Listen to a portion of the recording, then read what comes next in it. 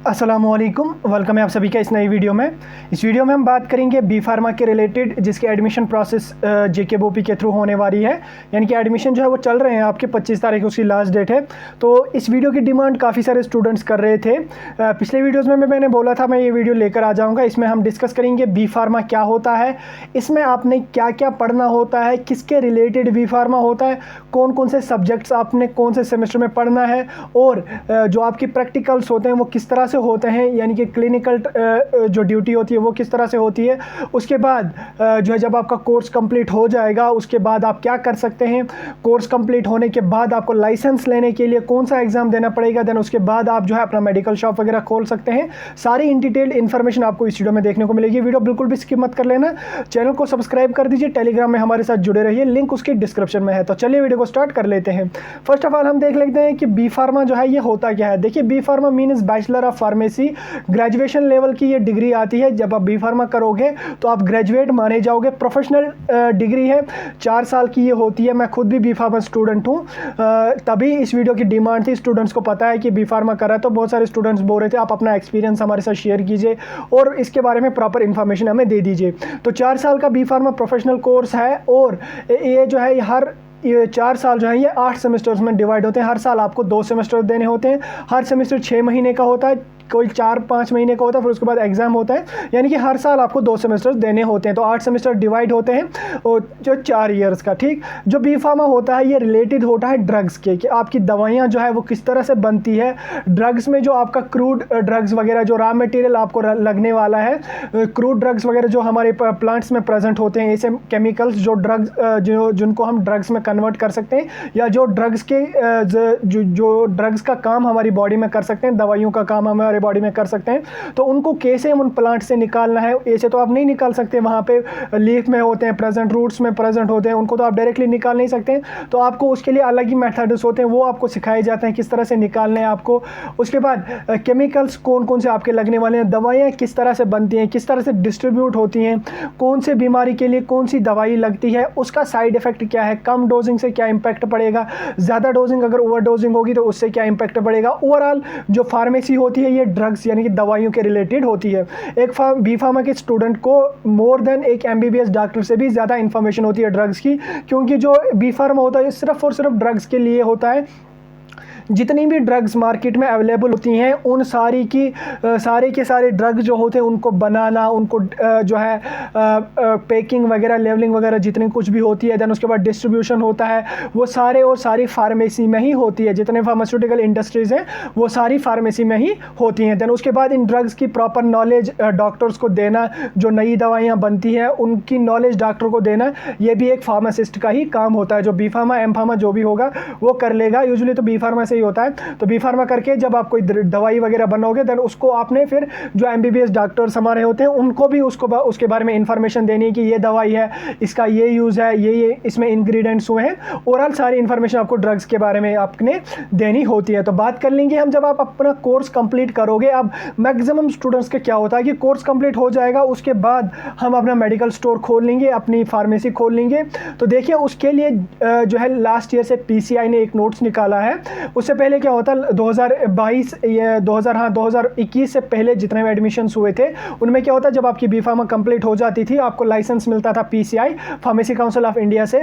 Then उसके बाद आप इजीली अपने मेडिकल स्टोर खोल सकते हैं। लेकिन 2021 के बाद की जितने भी एडमिशन्स हुए हैं उनकी जो प्रोसेस है वो चेंज कर दी गई। 2022 यानी कि इस साल से जो भी एडमिशन्स होंगे उनको जब वो डिग्री कंप्लीट करेंगे, चाहे वो डी फार्मा करें, चाहे वो बी फार्मा करें, चाहे वो एम फार्मा, जो कुछ भी आप कर लोगे, देन उसको कंप्लीट करने के बाद अगर आप चाहते हैं कि मेडिकल स्टोर आप खोलेंगे, यानी कि अगर आप लाइसेंस के लिए अप्लाई करना चाहो उसके लिए आपको एक एंट्रेंस PCI ने रखा है, एग्जिट एग्जाम उसका नाम रखा है उन्होंने। एग्जिट एग्जाम आपको देना पड़ेगा। जो स्टूडेंट वो एग्जाम क्वालिफाई करेंगे उन्हीं स्टूडेंट्स को लाइसेंस मिलेगी। देन लाइसेंस जब आपको मिलेगी देन आप अपना मेडिकल स्टोर चाहे वो खोल सकते हैं। तो कोई बड़ा हाई लेवल का एग्जाम नहीं होने वाला है, लो लेवल का ही एग्जाम हो जाएगा, नॉर्मल लेवल का।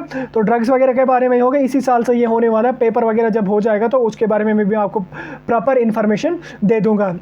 तो बात कर लेते हैं हम इसकी कैरियर अपॉर्चुनिटीज़ की, लेकिन उससे पहले हम देख लेंगे कि सब्जेक्ट्स क्या होती है और ज़्यादा मैक्सिमम सब्जेक्ट आपको इसमें क्या पढ़ना है। देखिए मैं खुद भी B.Pharma स्टूडेंट ही हूँ। इसमें आपको हर सेमेस्टर में अलग अलग सब्जेक्ट पढ़ने हैं, फर्स्ट सेमेस्टर में अलग, सेकंड, थर्ड, फोर्थ, फिफ्थ, लेकिन इसमें जो मेन सब्जेक्ट्स पे फोकस किया जाता है that's organic chemistry, medicinal chemistry.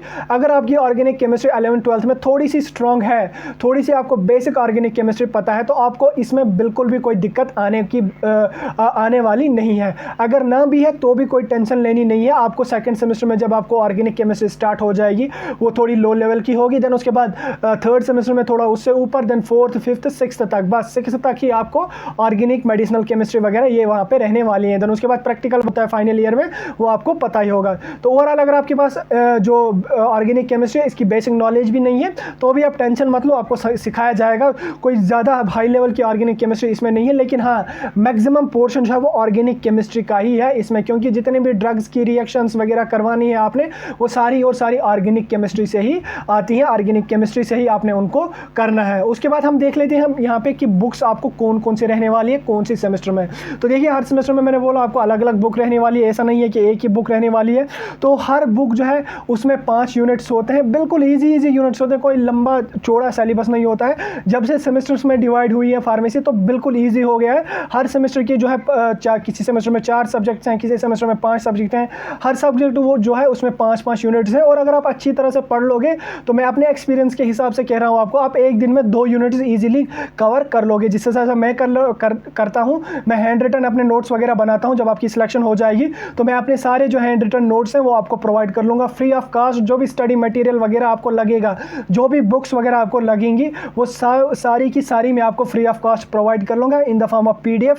जिस हिसाब से, जिस तरह से मैंने BSc नर्सिंग वगैरह का भी वो NCERT की बुक्स वगैरह आपको प्रोवाइड कर ली थी, लेकिन फार्मेसी की मैं आपको अपनी हैंड रिटन जो नोट्स मैंने खुद तैयार किए हैं, अपने बनाए हैं, क्योंकि मैं नोट्स वगैरह अपना सब कुछ बना लेता हूं, तो वो मैं आपके साथ शेयर करूंगा इंशाल्लाह। जब हमारे इस बैच की सिलेक्शन हो जाएगी, जितने भी स्टूडेंट सेलेक्ट हो जाएंगे, तो आपके पास सारा मटेरियल मैं प्रोवाइड कर लूँगा फ्री ऑफ कास्ट, आप उसकी टेंशन मत लो।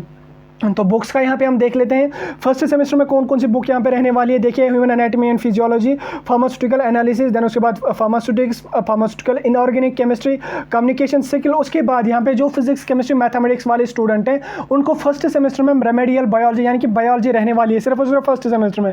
जो बायोलॉजी जिनको 11th-12th में थी उनको फर्स्ट सेमेस्टर में मैथमेटिक्स यहाँ पे एडिशनल सब्जेक्ट रहता है। ठीक, जो फिजिक्स, केमिस्ट्री, मैथमेटिक्स और बायोलॉजी वाले हैं वो 2 में से कोई एक रख सकते हैं। मैथमेटिक्स सिर्फ और सिर्फ फर्स्ट सेमेस्टर में ही रहने वाली है। सेकंड सेमेस्टर की बात कर लें, human anatomy and physiology part 2, pharmaceutical organic chemistry का part 1, biochemistry, pathophysiology, computer applications in pharmacy, then environmental science. ये बुक्स आपको सेकंड सेमेस्टर में रहने वाली है, इसका आप स्क्रीनशॉट भी ले सकते हैं। थर्ड सेमेस्टर की हम बात करें, pharmaceutical organic chemistry, pharmaceutical organic chemistry का पार्ट 2, फिजिकल फार्मास्यूटिक्स। जैसे आपने देखा सेकंड सेमेस्टर में पार्ट 1 था, थर्ड सेमेस्टर में पार्ट 2 आ गया। इसी तरह से फिजिकल फार्मास्यूटिक्स का part 1, pharmaceutical microbiology, pharmaceutical engineering, then उसके बाद फार्मास्यूटिकल ऑर्गेनिक केमिस्ट्री पार्ट 2। ठीक, अच्छा ये हो गया इसका प्रैक्टिकल।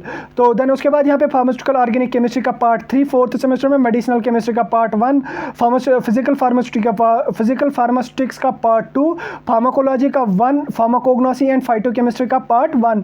तो नेक्स्ट सेमेस्टर हम चलते हैं 5th पे, मेडिसिनल केमिस्ट्री का सेकंड पार्ट, इंडस्ट्रियल फार्मेसी का फर्स्ट पार्ट, फार्माकोलॉजी का second part, pharmacognosy and phytochemistry का सेकंड पार्ट, फार्मास्यूटिकल जूरिस्प्रूडेंस इसका यहाँ पे आपको रहने वाला है 5th सेमेस्टर में। उसके बाद 6th सेमेस्टर की हम बात करें, मेडिसिनल केमिस्ट्री का third part, pharmacology third part, herbal drug technology, उसके बाद बायोफार्मास्यूटिक्स एंड फार्माकोकाइनेटिक्स, उसके बाद यहाँ पे आपको रहने वाली है फार्मास्यूटिकल बायोटेक्नोलॉजी। तो 7th सेमेस्टर की हम बात कर लेते हैं, इंस्ट्रूमेंटल मेथड ऑफ एनालिसिस, उसके बाद इंडस्ट्रियल फार्मेसी, उसके बाद फार्मेसी प्रैक्टिस, उसके बाद यहाँ पे novel drug delivery system, then उसके बाद यहाँ पे प्रैक्टिकल और प्रैक्टिकल वर्क यहाँ पे रहने वाले। तो फाइनल सेमेस्टर की हम बात कर लेते हैं, यानी 8th सेमेस्टर की। इसमें आपको बायोस्टैटिक्स एंड रिसर्च मैथडोलॉजी, उसके बाद social and preventive pharmacy, pharma marketing management, उसके बाद फार्मास्यूटिकल रेगुलेटरी साइंस, उसके बाद फार्माको विजिलेंस। ये सारी सब्जेक्ट्स आपको 8th सेमेस्टर में रहने वाली है। बात कर लेते हैं पढ़ाई किस हिसाब से होती है। देखिए इसमें आपको प्रैक्टिकल्स भी वगैरह साथ साथ करने होते हैं। प्रैक्टिकल्स में क्या होता है कि मेडिसिन वगैरह किस हिसाब से बनती हैं, किस हिसाब से उनका यूज़ वगैरह होता है, वो सारा का सारा आपको प्रैक्टिकली करना होता है। हर दिन आपको प्रैक्टिकल क्लासेस भी होते हैं जिस हिसाब से हमारी होती है 9 बजे से लेके 2 बजे तक, देन उसके बाद 2 बजे से लेके 6 बजे तक हमारी थ्योरी क्लासेस रहती हैं। उसी तरह से आपका भी यहाँ पे रहेगा, हर दिन आपको प्रैक्टिकल भी करना होगा। एक सब्जेक्ट का आपको 4 घंटे दिए जाएंगे प्रैक्टिकल करने के लिए, देन उसके बाद आपको उसकी थ्योरी वगैरह 2-3 सब्जेक्ट की पर डे हो जाती है। इस तरह से आपकी चलने वाली दिन जब आप फाइनल ईयर में पहुंच जाओगे उसमें आपको इंटर्नशिप हो जाएगी। इंटर्नशिप में आपको प्रैक्टिकली सारा कुछ दिखा दिया जाएगा, सब कुछ आपको कंपनीज वगैरह में लिया जाएगा। वहाँ पे आपने जॉब, एक हिसाब से जॉब ही आप समझ लो, आपको सैलरी भी उसकी मिलेगी 10 से 15 हज़ार के आसपास, कभी कहीं कहीं 6 हज़ार भी मिलते हैं, यानी कि 10 हज़ार तक आपको सैलरी भी मिल सकती है। उसमें आपको अच्छी तरह से जब आप इंटर्नशिप कर लोगे 6 महीने की या 1 साल की, तो आपको उसमें अच्छी तरह से प्रॉपर नॉलेज मिल जाएगी ड्रग्स के बारे में। मोर MBBS डॉक्टर से भी ज़्यादा आपके पास नॉलेज होगी दवाइयों की। कैरियर अपॉर्चुनिटीज़ की हम बात कर लेंगे। कैरियर अपॉर्चुनिटीज़ में इसमें बहुत गवर्नमेंट और प्राइवेट सेक्टर में आप जॉब कर सकते हैं। यूजुअली ज़्यादा स्टूडेंट प्रेफर करते हैं प्राइवेट सेक्टर में, क्योंकि प्राइवेट सेक्टर में इसमें बहुत ज़्यादा पैसा है। अगर आप अपना मेडिकल स्टोर खोलोगे तो आपको पता ही, आप जो 100-200 रुपए की दवाई लेती है वो आपको जब आप मेडिकल स्टोर खोलोगे, जब आप वो किसी डीलर से ले लोगे या होलसेलर से ले लोगे, उसमें आपको 50-60% डिस्काउंट में वो मिलती है। देन आप खुद अंदाज़ा लगा लो, 100 के साथ आपको 100 प्रॉफिट मिलता है। उसके बाद आप किसी कंपनी में जा सकते हैं, फार्मास्यूटिकल कंपनी में, जहाँ दवाइयाँ बनती हैं, और बहुत सारी ब्रांचेज इसमें होती हैं, हज़ारों की ब्रांचेज इसमें होती हैं। उन पर मैं सेपरेट वीडियो लाऊंगा। उसके अलावा गो सेक्टर में भी इसकी बहुत ज़्यादा नीड होती है। फार्मासिस्ट की होती है, MR की होती है, उसके बाद ड्रग इंस्पेक्टर की होती है, ड्रग डिस्ट्रीब्यूटर की होती है। सारे जितने भी हमारे हॉस्पिटल्स वगैरह होते हैं, चाहे वो छोटा हॉस्पिटल हो या डिस्ट्रिक्ट हॉस्पिटल हो, तो सारे के सारे हॉस्पिटल्स में इसकी नीड होती है। तो इसकी कैरियर अपॉर्चुनिटीज़ में मैं एक सेपरेट वीडियो आपके लिए लाऊंगा। फिलहाल हम वीडियो को यहीं पे क्लोज कर लेते हैं। ये था थोड़ा सा बेसिक इन्फॉर्मेशन जो मैंने आपके साथ शेयर किया। आई होप इसके रिगार्डिंग जो आपको कन्फ्यूजन्स थे वो आपको क्लियर हो गए और अच्छी तरह से आपको समझ आया होगा कि एक्चुअल में फार्मेसी जो है वो क्या है।